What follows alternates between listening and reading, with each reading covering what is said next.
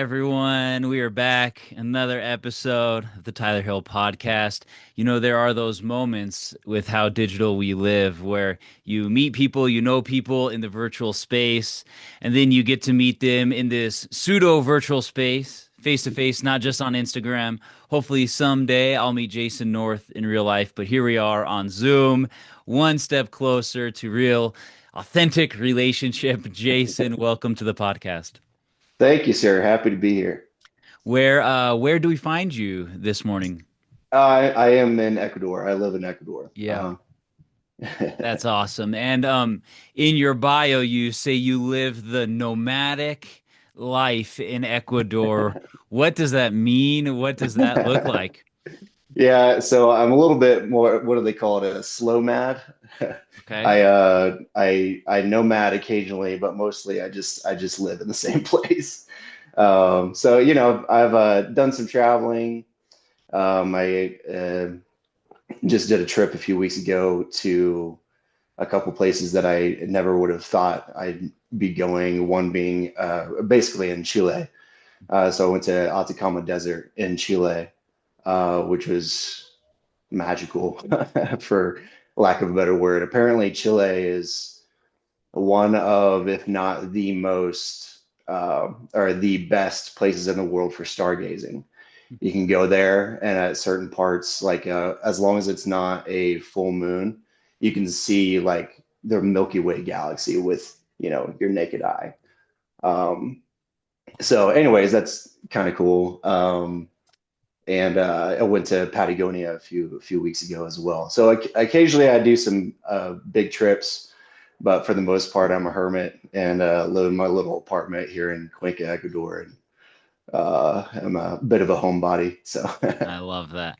Um, so let's say for a second before we dive into all the deep stuff, let's say you have a couple $100, you have a weekend to yourself, all the free time in the world. What do you do with that time? What's some of those little things that make you come alive? It sounds like some of this mm, travel, seeing the stars, but what's some of those hobbies? What are some of those nuanced things that make you that light your spark a little bit? sure. Yeah, I mean, traveling is incredible. Again, I don't do it very often, maybe every few months. But for the most part, what really makes me come alive is just my writing, and trying to put together some helpful teachings for people, and working on my nonprofit, the Wisdom Foundation and stuff. Yeah, and I work full time still. I'm in marketing and web design, my full time gig, and so yeah, so it makes me come alive to at night in my bed, just whip out my laptop and try to do some writing or work on my nonprofit. So Yeah. yeah, or Where do some reading, obviously. Yes, of course. Of course, we will get there. So where's like home for you? Like where's the place that formed you? When you think of maybe the Mm, places you've lived, where you grew up, where would you consider like your roots? Where would you consider the place that made you as a human evolving and oh growing up? man, what a great question. Yeah, so if you anybody follows my work at all, I mentioned this a few times, but I come from a family of pastors, so I grew up in a very hyper Christian upbringing. My great grandpa, grandpa, dad, and a few of my uncles are all pastors, so heavy, Mhm. heavy into that world. And so, yeah, I think like a very formative place for me was Tulsa, Oklahoma, of all places. That's where Mhm. I was born and raised. Yeah, and it's such like a very Pentecostal place there for the most part. At least that's what was my exposure. Yeah, and getting exposed to like the Holy Spirit and like going to churches and people are like dancing around the church and all that stuff. But it also taught me about the Holy Spirit, quote unquote, and taught me about God. And I felt like I had a relationship with God, Mhm. aka divine love, from a very early age. So that was, yeah. So I guess that was probably the most formative place that I can think of. Yeah. Yeah. Hmm. So you kind of were touching on that, but let's just go into it a little bit. Because I have very similar experience, whether they're missionaries or pastors, the lineage is long in my Hmm. story as well. Right. We'll talk about some of the evolution into some other spaces and containers. Um, but there was a sense of you kind of touching on some of those first halves of your spirituality with some grace, with some tenderness. Yeah, it might not be exactly who I am now, but there were some gifts Hmm. there Hmm. in the deconstruction spaces, in places where folks evolve and they growing. So often we look back on those seasons with just angst and anger and Sure. frustration. What does that look like for you saying, okay, maybe I've left some of that. Maybe not all of that is Hmm. for me anymore. And yet there is something there that was formative, that was a gift. What could you speak into Yeah, that a little bit? totally. Yeah, and I think that touches on a really important point too, because I think that's one thing that's really common in deconstruction circles, and understandable. Is like a lot of us have had some kind of trauma, or our families have had some kind of trauma from the church, or from religion. And what do we do with that? And um, I think it's important to, yes, acknowledge those things. And eventually I would hope that the goal is to heal from those things. Like, yes, those things were hurtful, um, to either me or to my family. But what does it look like to heal? What does it look like to heal from those things, and to maybe talk about those experiences with grace? And it's like, yeah, it wasn't all good. Mhm. That's for sure. um, you know, but to come to a place where you just have a sense of acceptance, I guess. You Mhm. feel what you need to feel, whether it's trauma, hurt, anger, angst, Mhm. um, everything, and then to accept it and feel it, heal, um, and come to a place of peace again, Mhm. and love again, and not let the pain, um, make your identity, Mhm. you know. Mhm. Or I think sometimes I think sometimes we get too absorbed into the pain and the suffering and the trauma, and and never move past from it. And again become so absorbed in it that it becomes our identity. Mhm. And I think it's really hard to heal, when you're attached to that trauma, if that makes sense. Yeah. Yeah, there's a Okay. big difference between recognizing it, feeling it, Hmm. expressing it even, and Hmm. attaching to it. Hmm. And to not feel it means you won't heal, but to attach yourself Hmm. to it might drag you down to the bottom. Hmm. Hmm. Yeah. Totally. I really appreciate that. Yeah. Yeah. And like I feel like I'm a little bit of an outsider when I talk about this kind of thing, because personally I feel like, whether it's progressive Christian, the progressive Christian world, or mystic Christians, even, contemplative Christians, maybe not so much, but more like the progressive Christian world. A lot of it, or most of what I sense, in my opinion, progressive Christians talk about, is just bashing the right, or bashing Trumpsters, or the MAGA, or whatever, or bashing fundamentalist Christians. And yeah, I understand that completely. Like, we need to speak up, and speak truth. Um, but when that's our entire platform, our entire identity, that's all we talk about, Mhm. and there's not a whole lot of peace, love, joy in our words and in our hearts. Mhm. What are we leading people into something better? Mhm. Yes, the best criticism of the bad is the building of something good. Hmm. How does Hmm. one do that? Like, because I mean, what you're really describing, and as in my spiritual direction office, I see this most days. where it really the core scaffolding of fundamentalism actually doesn't change. It changes Hmm. costumes from like a Hmm. more conservative to a more progressive or whatever. But the scaffolding of the fundamentalists, us or you're out, really a lot of the time stays to the other side. Yeah, that's a good point. Hmm. It's really not a difference. It's in the name of deconstruction, the fundamentalism still stays the same. How have Hmm. you been able to fight against that or to let that go? Or what would you say to someone who is saying, okay, I've left this thing that wasn't helpful to my spiritual life Hmm. in the past, but I'm kind of Hmm. acting in the same way, and I want to be liberated from that fundamentalist, dualistic posture. How does Yeah. somebody do that? Totally.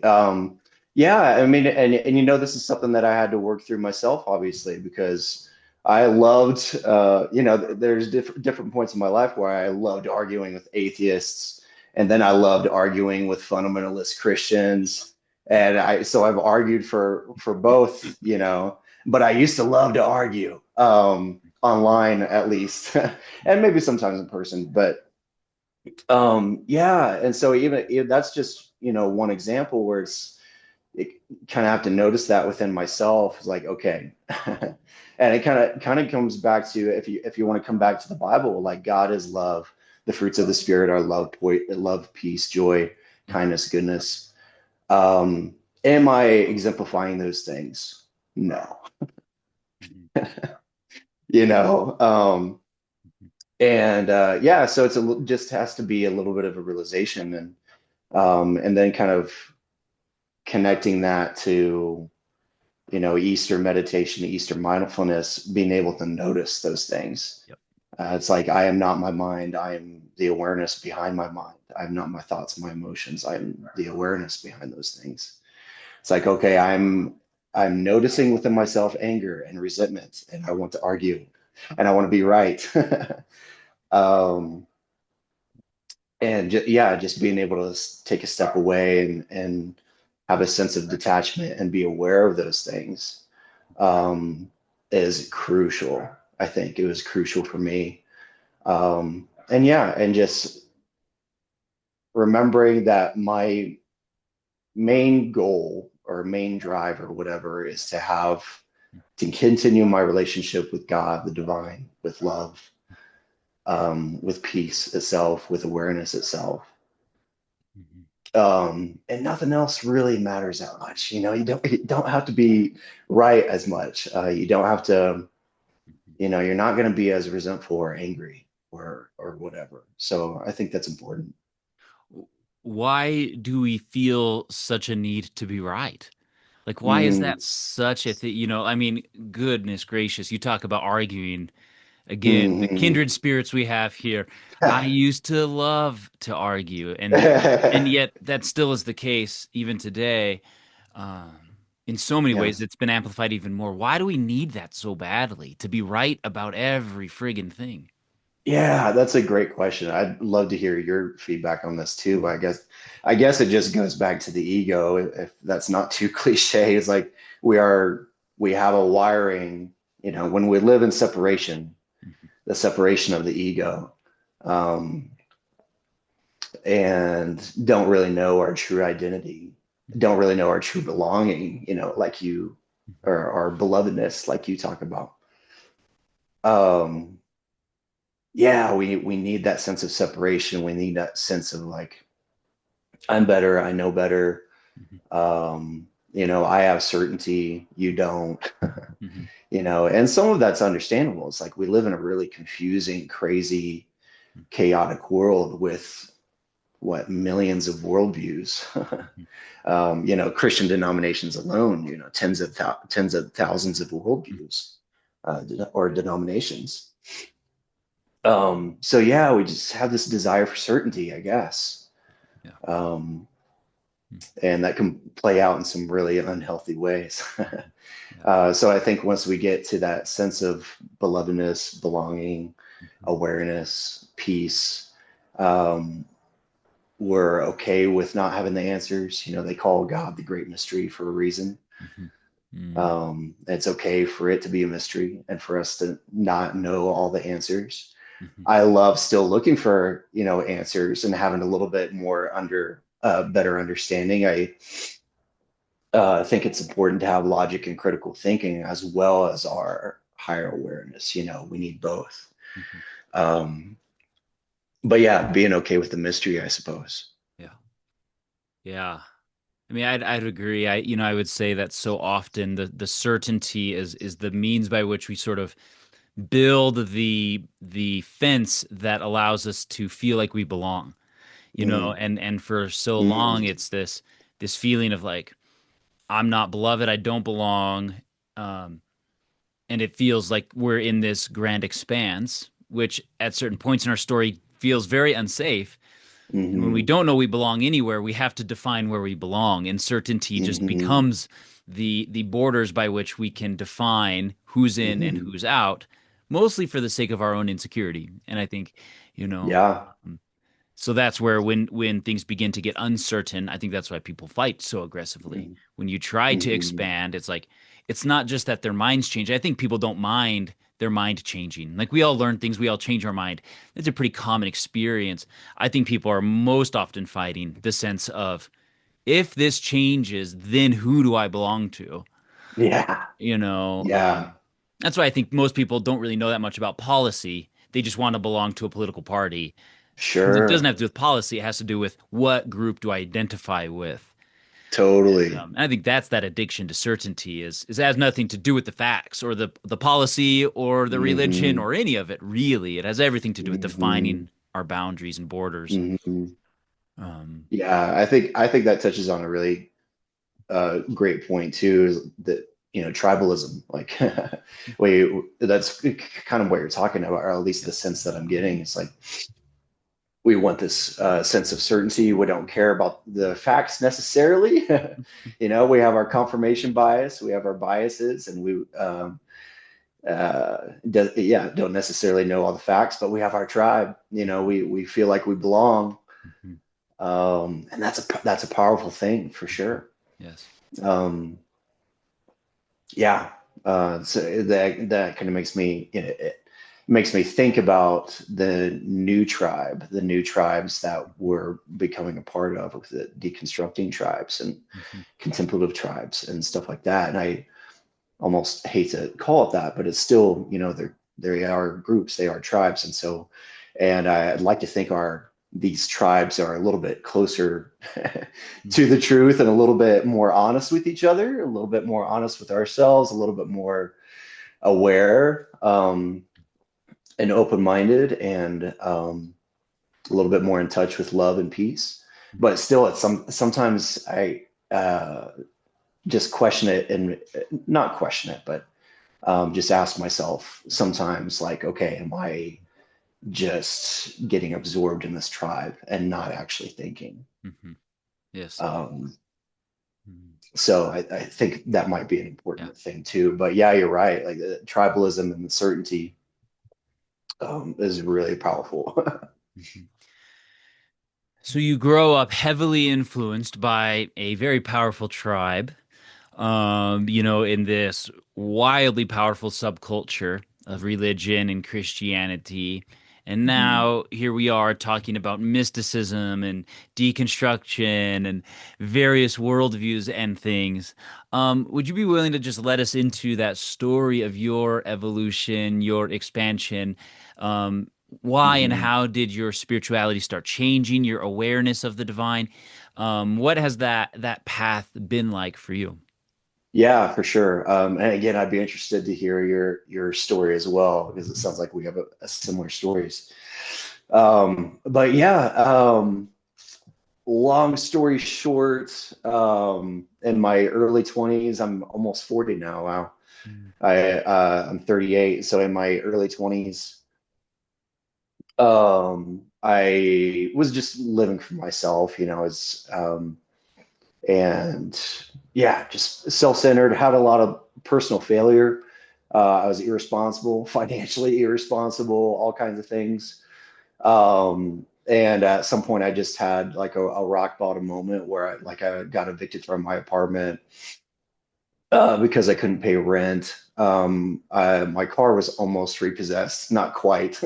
I sold it for like $100 to like a scrapper, you know, and I lost my girlfriend, and that was a very serious thing for me, or a hard thing for me because we were in a serious relationship, and that um, I spiraled, spiraled a little bit. So there's just like a lot of stuff happening. Um, and then I had a come to Jesus, come back to Jesus moment, if you want to call it that, awakening, um, that sort of thing, and very very emotional, crying a lot, broke down in tears, like, but I felt like it was finally I had surrendered. Mhm. I had surrendered who I thought I was. I wasn't happy with myself. I wasn't happy with what I was doing, who I was, and um, I finally, yeah, surrendered who I thought Jason was, and who he was up until that point, and came back to the divine, and came back to God, and a relationship that I had known already. Like we talked about since I was a kid.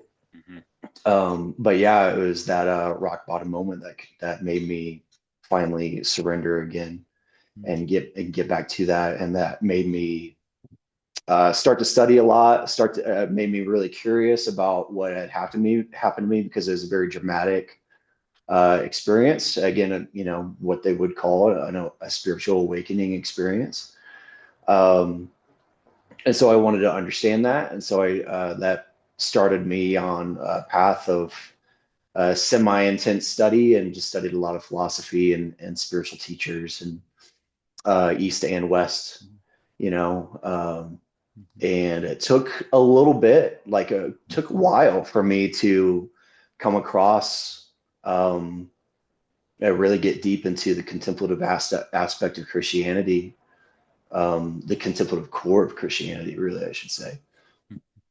Um, and yeah, and that was, yeah, it took many years after that, before things really started to click, and understand that contemplative core, because I feel like that contemplative core was what resonated with the experience that I had as a kid.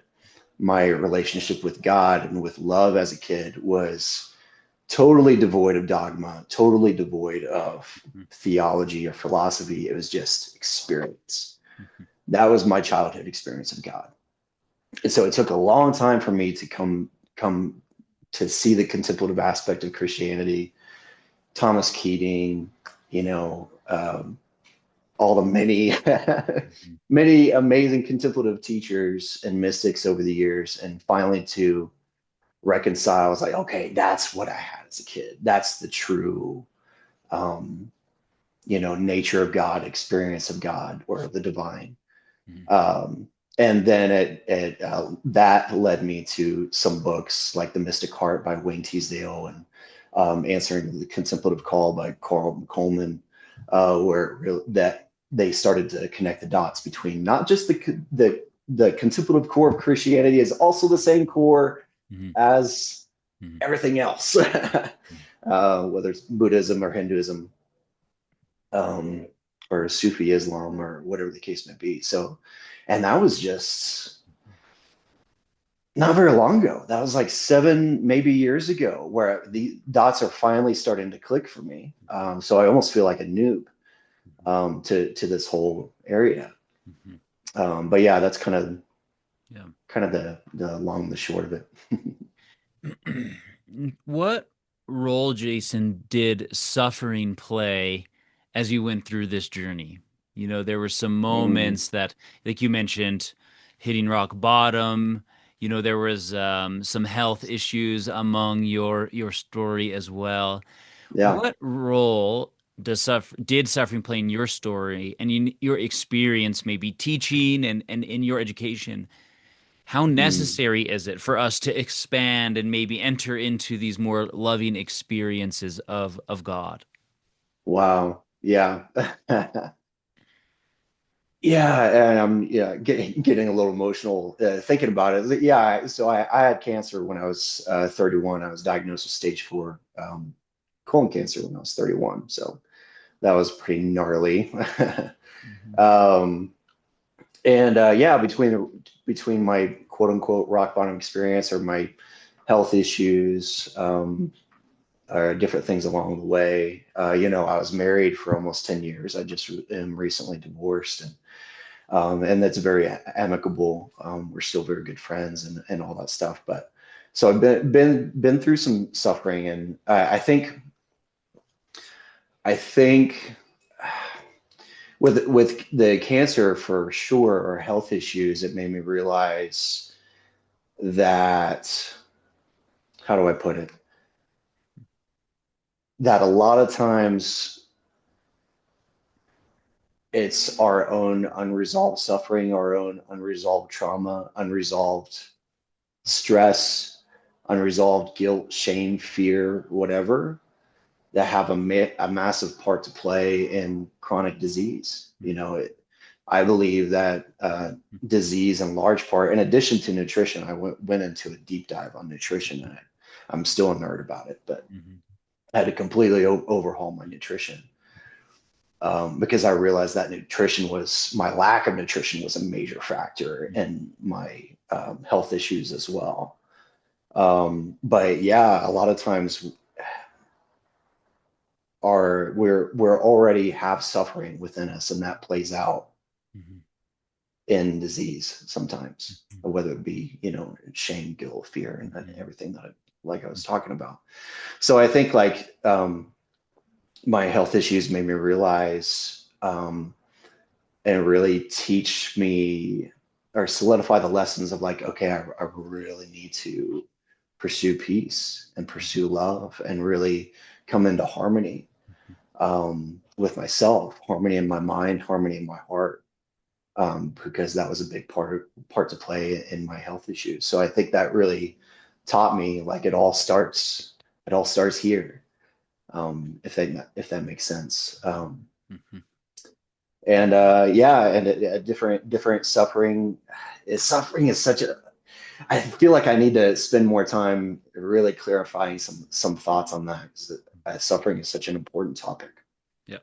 um but yeah, I think it's important, to just in general, whether you're not thinking about chronic disease or not, but thinking about our attachments, of course, classically in Eastern philosophy or Buddhism, like, Mhm. our attachments are the cause of our suffering. Mhm. That's, a huge part of what Buddha taught. Mhm. So if we need to learn how to deal with our attachments, our attachments to our desires, Mhm. um, greed, guilt, everything that we're talking about, resentment, envy, all these things, attachment to wealth, power, Mhm. superiority, Mhm. um, gosh, Yep. so many things. Um, yeah, and what's the word? Appearances, attachment to our appearances. Um, yeah, so many things. All those cause us suffering. Yeah. And again, it goes back to awareness, to notice those things like, I feel resentment, I feel this attachment to wealth and power, Mhm. and notoriety, like, okay, that's there. Mhm. um and again, that I feel like that's half the battle, just being aware of those things, and from there we can, um and again, feel those things like, okay, and accept those things, and not try to, reject them or have an aversion to those things. But then also, I think it's important to have a little bit of an examination process, like whether it's through journaling or whatever, just a simple questioning of yourself, like, okay, where is that from? Where's that desire for, um, influence or power, or whatever the case may be? Why do I want to feel superior, um, or whatever? I think it's important to examine all those things that are causing us suffering. Mhm. And gosh, and it's something. I feel like it's kind of leading to all these different, like, Mhm. important layers to this. It's like the suffering that are going through right now as a collective. Mhm. um, as a species and the crazy world that we live in right now. Like uh, we're all suffering, really. I think we're going through a collective suffering. Um, and I think that this might come out the wrong way. I think that's exactly what we need, because I think that suffering can be transmuted into healing. Um, so I think there's a lot of people that are awakening right now. There's a lot of people that are becoming spiritual but not religious. There's a lot of Christians that are deconstructing, or coming into the contemplative dimension of Christianity, or recognizing the value of interfaith and interspiritual thought and stuff like that. And so there at the same time there's this collective suffering, but I think there's also a collective awakening of sorts that's happening. We're starting to wake up and realize that what we've been doing for a really long time hasn't been working. Whether it's in our systems haven't been working, our mindsets, um, our separation from ourselves, our separation from our heart. None of that's been working. So I think that's a good thing. The suffering is being transmuted into healing, I think. Yeah. I mean, if I heard a beautiful thread there, which I think I did, which is that suffering turns us inward, and it Hmm. it makes us ask questions about so much of, for example, even if particular sufferings are out of our control, when we do Hmm. turn inward, we have to ask, what suffering am I participating in? Or what Hmm. suffering is a result of my attachments? It makes us turn inward, which I so love how that was made manifest when you mentioned, okay, what part of my physical suffering, this cancer, is attached to how I feel about myself, the joy I Hmm. experience, the peace, even down to the fact of like, and I think there's, many layers to that. But like, even for some people who that might be like really woo woo, like my emotions are impacting my physical health, which I don't think is Hmm. that woo woo. I think that very much Yeah. belongs. But on even a more practical level, you said, well, I need to love myself enough to nourish myself well.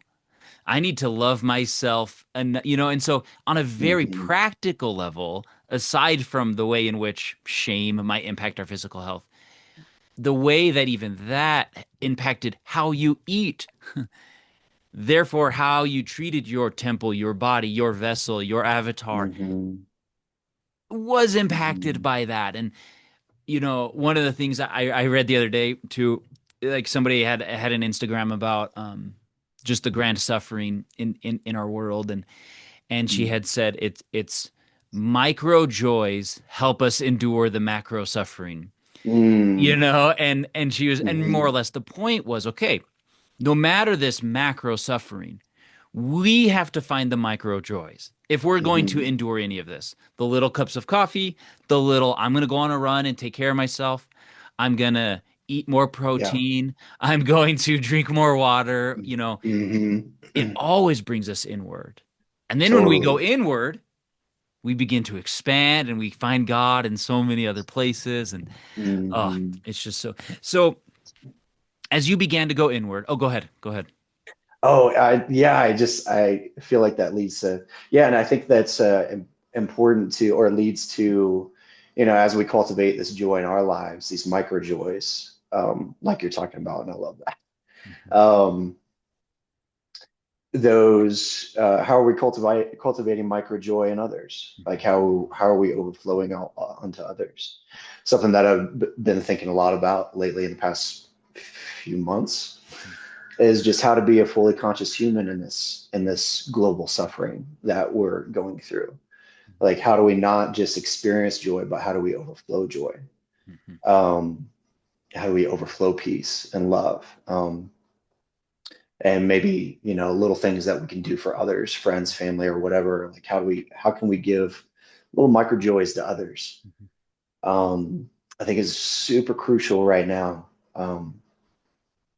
In the suffering that we're going through. And yeah, I think it's just important to cultivate joy, love, joy, peace, and kindness, and everything. Cultivate those things for ourselves as mark of joys within, not just for ourselves, um, but also who are we being to our brothers and sisters, our human family, right now, because we need each other right now. We need to be a family right now.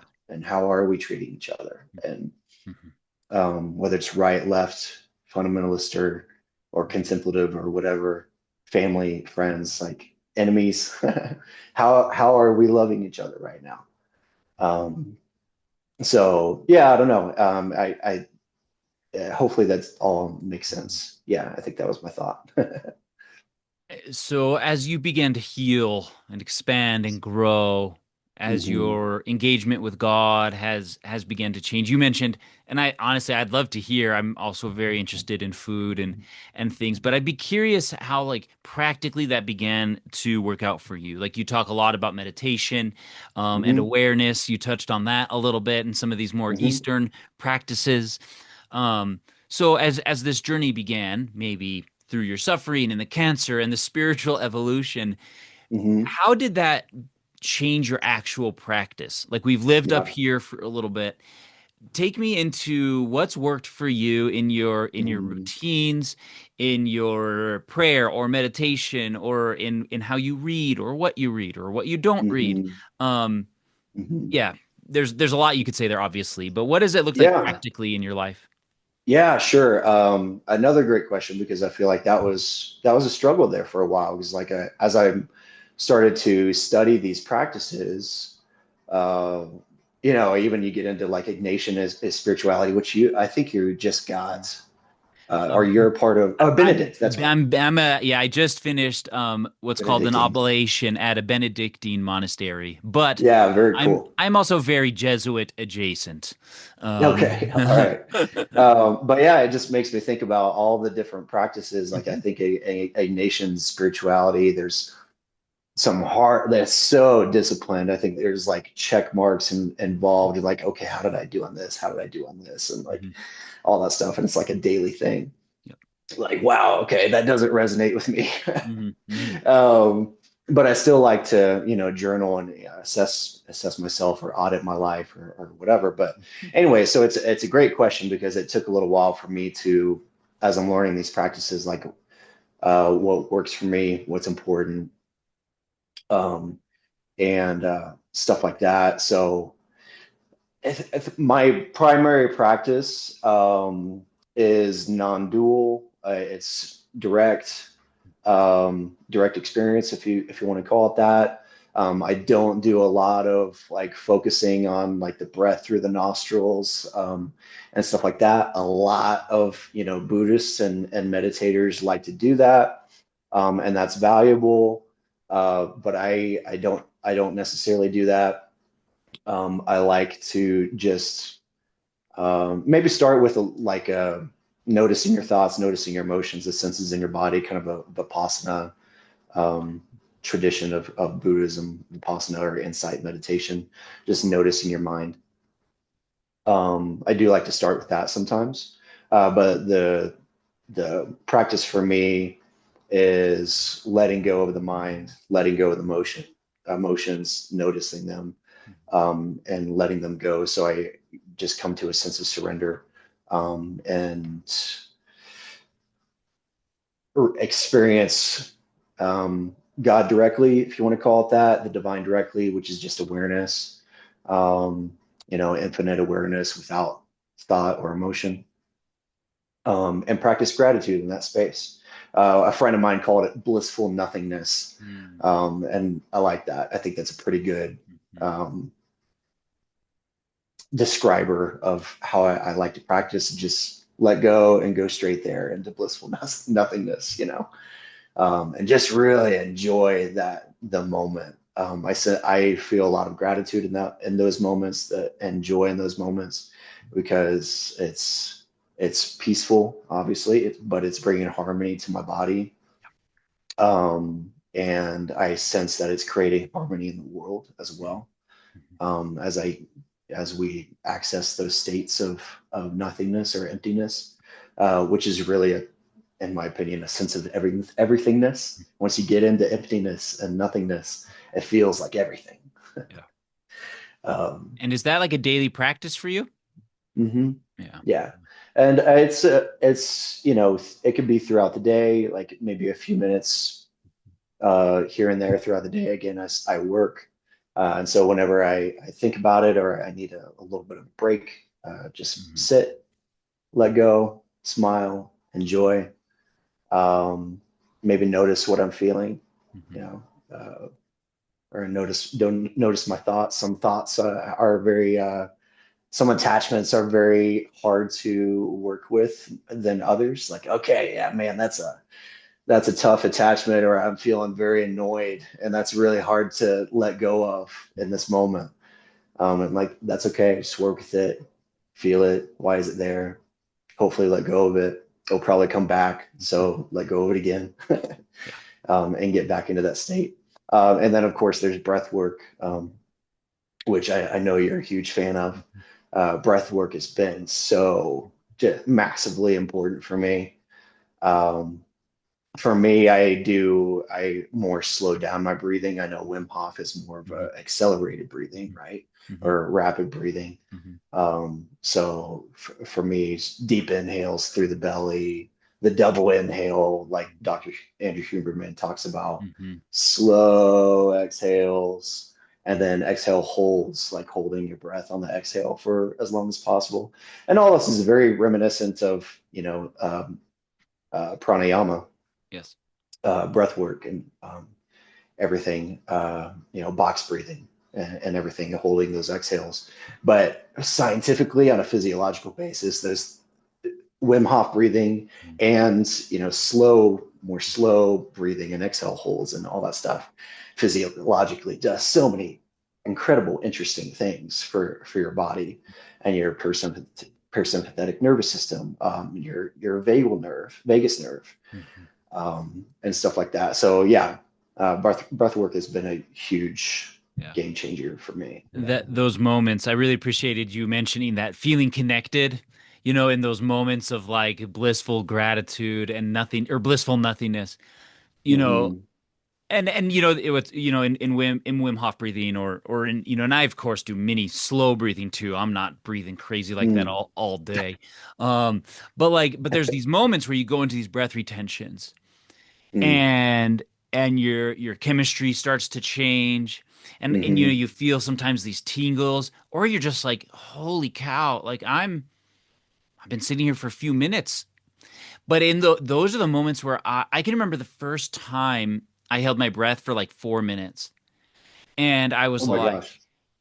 but there was a connection I felt to Mm. everybody Mm. of Mm. like there's Okay. like there's this oxygen in my blood that's sustaining me. I don't have to breathe. There's enough oxygen in my body right now that I can sit here for a few minutes.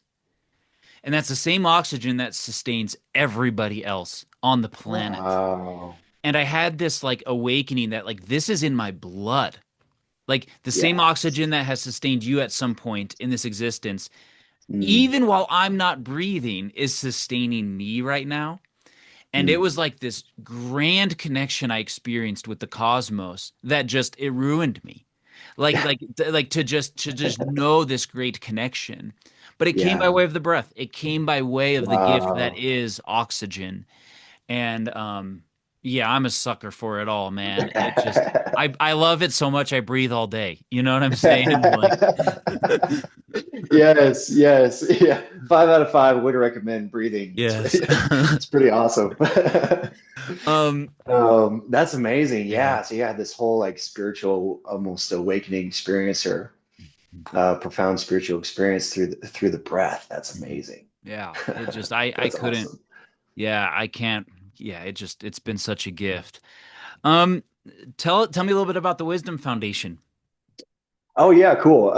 So it was a little slow going for a while because I just wasn't focused. And organizing stuff, but I'm getting my crap together again. Cool. But basically, recently we donated like $400 worth of books to Luke Bricker's community in Mm, California. mm, I'm sure you know mhm, his work. So that was cool. So yeah, we just want to do more of that kind of stuff, um, where we support or provide grants, financial grants, financial support mm, to communities in need, mm, um, or teachers in need, or spiritual organizations in need, whatever the case may be. But like, as a spiritual teacher, if you need a little bit of money for marketing or ads, or maybe a new website, or mm, to rent a facility, or just somehow, I don't know, increase your reach or whatever, that's the purpose of the grant. So you can mm. make a bigger impact with your spiritual work, and Wow. make an impact on people's lives. So yeah, and we'd love to do that with community, keep doing that with communities as well. Luke had a little bookstore in his for his congregation. And so it was just it was like, well, okay, we'll buy some books. And there's two specific books that he was really interested in giving to his people. I'll go ahead and name them, because one is Jory Pryor's Becoming All Light, which is great. A great book if anybody is interested. Um, and then Returning to Eden, Mm, which I can't remember her name right now, but is a pretty popular book. But anyway, so it was really cool to help them that way, and we want to keep doing more of that. So yeah, grants are going to be a big part of it, financial support, um, and eventually we want to provide more concrete resources. I have some resources on my website right now, but I'm building a new website for the foundation right now, and we'll provide ebooks, courses, that sort of thing. There's actually one I don't know, offering that I want to make, call it the Master Breath. mm. And so it'd be kind of interesting to talk to you about that, maybe, or get input on that. Um, but yeah, resources, grants, and that's It's kind of awesome. the main stuff. Yeah, there's other idea. I have other things down in the runway as far as ideas go, but that's the main stuff right now. That sounds so cool. I'm so inspired by that. Just especially again, just to note, you talking about the longing, Jason, to overflow love into others. And so to hear you say, this isn't about even my teaching as much, although I'm sure it'll be integrated, but I actually want to support others. Just to Yeah, just to affirm that in you and say, yeah. like I see that overflow, and that's really, really beautiful. I appreciate that. Yeah, yeah. I think it's a fun, cool, hopefully important way to deal with this, again, collective suffering that we're going through, collective trauma or whatever. Spread a little bit of wisdom in the world, spiritual wisdom, help people get to or know, the peace, love, and joy of the divine Mhm. a little bit more. Um, so yeah, we're trying. For people who are looking to deepen their wisdom, what are some of the books? What are some of the teachers that have influenced you greatly? And then you should also end that list by talking about your book that you sent me the PDF for, that I got to skim a little bit. But so maybe share a little bit of the teachers, the people who've influenced you, and then tell us a little bit about your writing.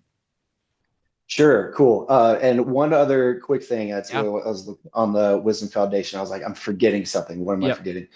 We also are providing websites and branding Cool. that for like spiritual organizations, spiritual teachers, stuff like that. That's my background. That's my job as far as career goes. So figured if we can help, spiritual organizations and teachers with a cool website, or some marketing support, marketing services, we do that as well on a donation basis.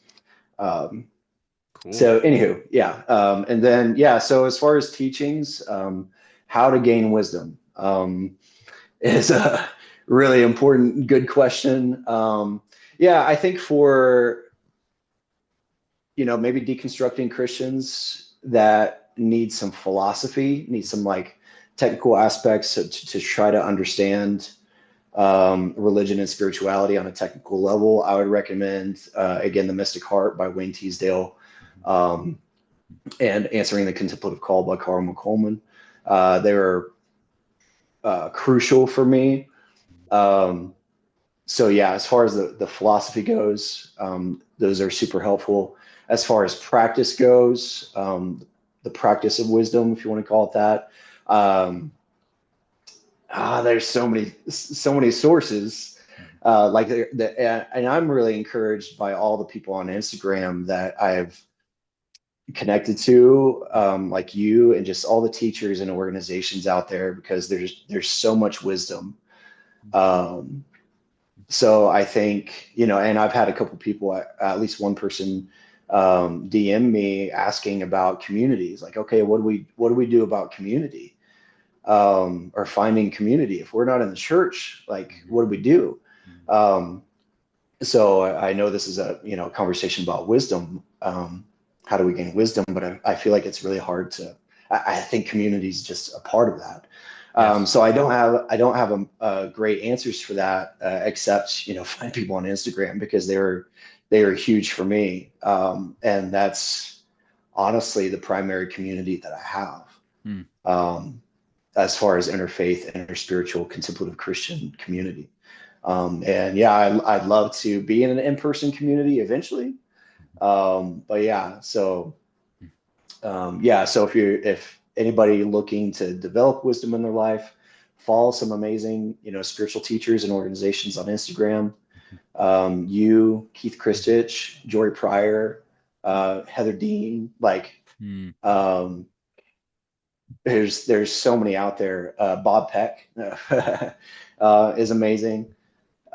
So yeah, I'd highly recommend that. As far as other like teachers and books, I really gravitate towards Eastern wisdom, like more Buddhist centered. And even Eckhart Tolle. Oh my gosh, Eckhart Tolle. Um, so yeah, he's changed so many people's lives. So I think, and he's not necessarily in like the Buddhist tradition, but he kind of is. Yeah. Um, Mhm. so yeah, he's a great one. And there's so many great Buddhist teachers, Mhm. like Pema Chodron, Thich Nhat Hanh, the Vietnamese monk. Mhm. Um, there one great book in the Zen tradition was Zen Mind, Beginner's Mind, Mhm. or is it Beginner's Mind, Zen Mind? No, I think it's the other way around. Mhm. Great book. Yeah, I think that's Yeah, that's great. I think that I'm probably missing something, but I think that maybe covers the essentials, hopefully. Yeah. And then Jason North's book. Yeah, yeah. So yeah, I just signed a contract with a publisher, which I'm very excited about. With Choir Publishing, I got a Cool. couple, yeah, recommendations from some people in the space. Like, have you heard Choir? Have you heard Choir? Like, okay, I'll check out Choir. And it ended up working out great. So yeah, I got a manuscript. It's being sent off to an editor now, and hopefully it's good, and hopefully it's helpful to people. Um, yeah, so it's called Finding God Beyond Religion. Um, and without getting too far into it, the first half of it's divided into two sections. The first half of the book is purely philosophy, purely the technical aspects of an interfaith, interspiritual philosophy. How do we think about Jesus, God, in the Bible from an interspiritual lens? Um, and it goes into specific aspects of the Bible. Jesus talking about, I am the way, the truth, and the life. No one comes to the Father except by me. I feel like that's the main crux of fundamentalist Christians. Like, oh, but Jesus said that. He said he's the only way. So I have a whole, I think, chapter dedicated to that one verse. And then I got a chapter on like, what is God? How do we define God? Because Mhm. so it goes deep into the nature of God, and um, how evolution plays into that, and is there an intelligent designer, and what is the nature of that designer, that sort of thing. So, anyways, first half is all philosophy. The second half is all practice.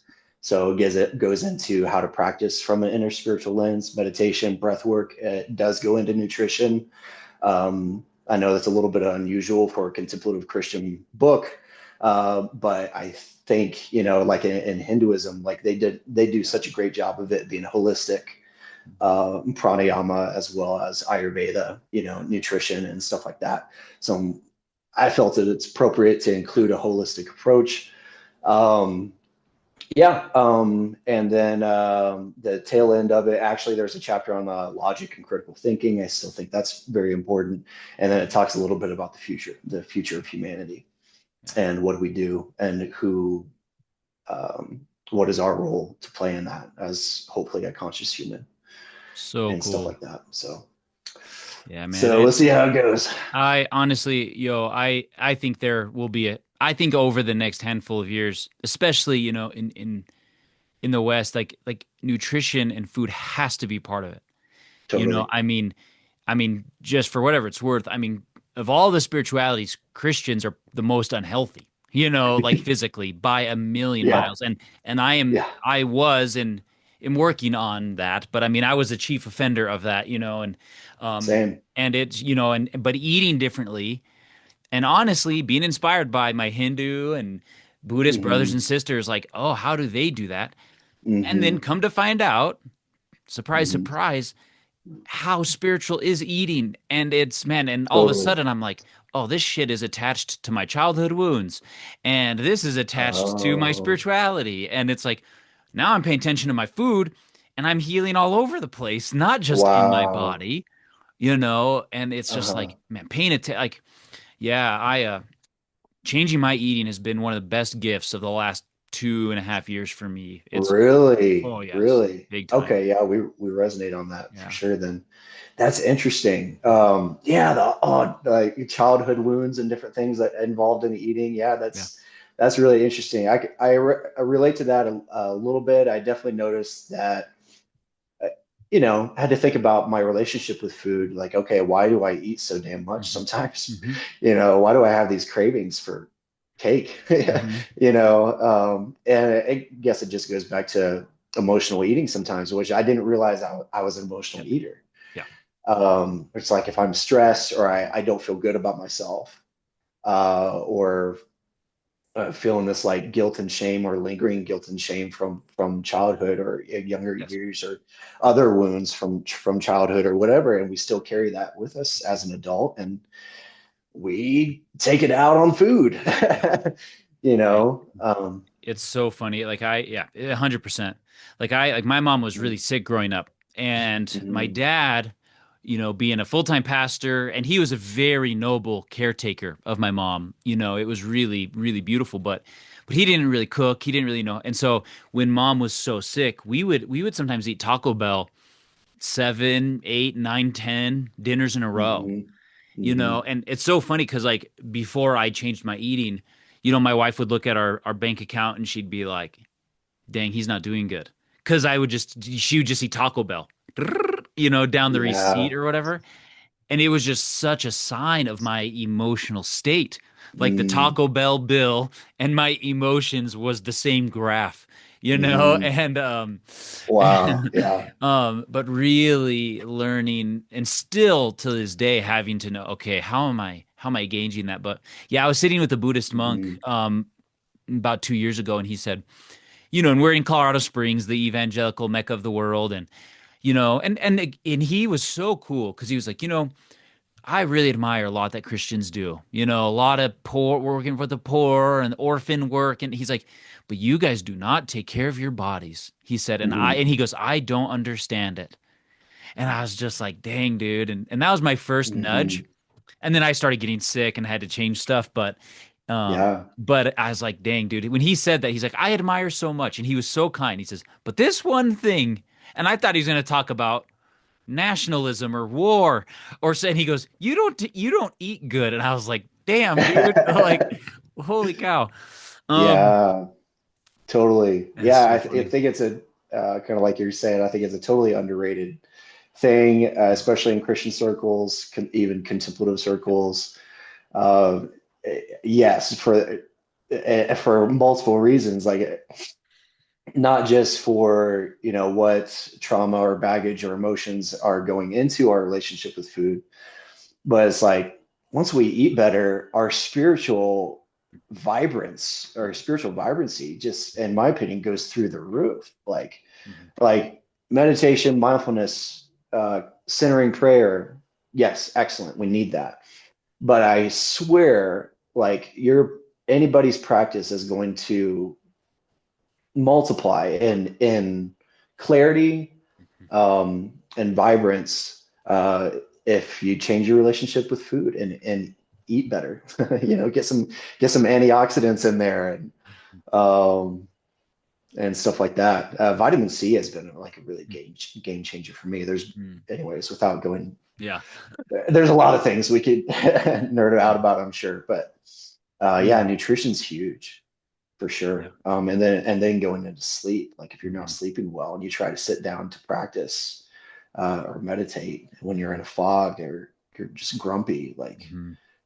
because you're not sleeping well, like that's a Yes. huge thing too. Yeah. So yeah, I think it's important to have a holistic approach. Yes. Yes. Yes. Yes. Yes. Bro, this has been a blast. I don't want to keep you too long. I feel like we could Oh do a man, are whole we done nother already? one. I mean, I don't want to be. But I I'm want to just honor playing. your time in my day, and we'll do this again, Yeah, especially for when your sure. book comes out. I would love Yeah. to go even deeper on that. But as we start to wrap up, what would be kind of, I know this is a loaded question, it's always unfair, but I like to put people's feet to the fire a little bit. Like what is that message? Like if you were to distill the message down, if we were to pretend that this was a world famous Mm, podcast, which it's not, um, what would you want to broadcast to all the people, that is that grand overflow of who you are at this moment in your life, not bound by mm. who you might become, but just in this moment, what's the snapshot of that, of the message you would hope to spill out into the world? Gosh. There's a few things, and so I'm trying to like narrow it down. Um, and then more keeps being added in my mind. Um,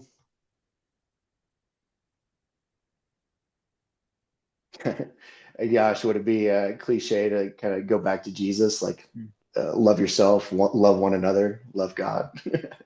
You know, I don't know. I think it's still and always will be all about love, as cliche as that sounds. Like, how are we living ourselves first? Like we talked about in the beginning, because that does overflow. Mhm, Um, if we be not just know love, not just experience love, not just give love, but to become love. Maybe that's the message. mhm, Be- Become love, mhm. and not just give it or know it or experience it, but to Yeah. become it, because that overflows onto the planet right now. And our every word and action is a seed planted. Mhm, And if we are love, then those seeds are going to be love, and those mhm. will, bear good fruit, as they say, Yes. in this world. So yeah. Mhm. So good. Where can people find you out there on the internet? On the internets.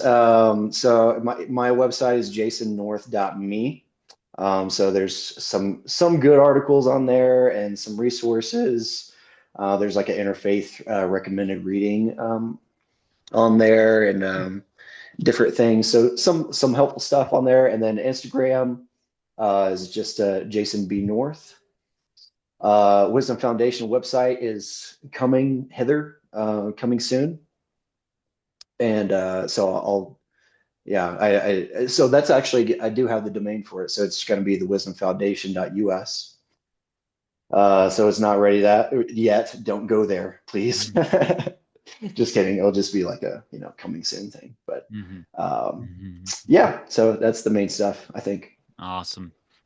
Well, bro, I'm excited for the book. I'm excited to keep getting to know you. You've been a gift Yeah, to me today, and likewise.